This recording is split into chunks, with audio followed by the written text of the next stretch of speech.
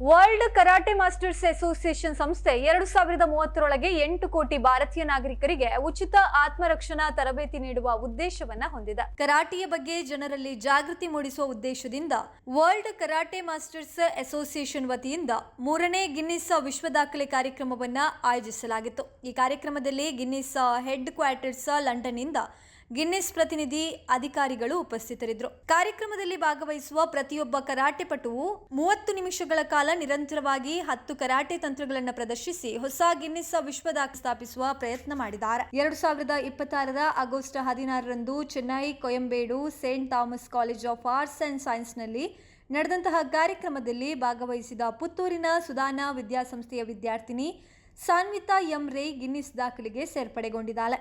Shihan Suresh M ಅವರ ಮಾರ್ಗದರ್ಶನದಲ್ಲಿ United karate ಬಾಡ್ಕಾನ್ international ತರಬೇತಿ ಪಡೆದ ಇವಳು ಮನೋಜ್ ಮತ್ತು ಸ್ವಪ್ನ ರೈ ದಂಪತಿಗಳ 2ನೇ ಪುತ್ರೆ.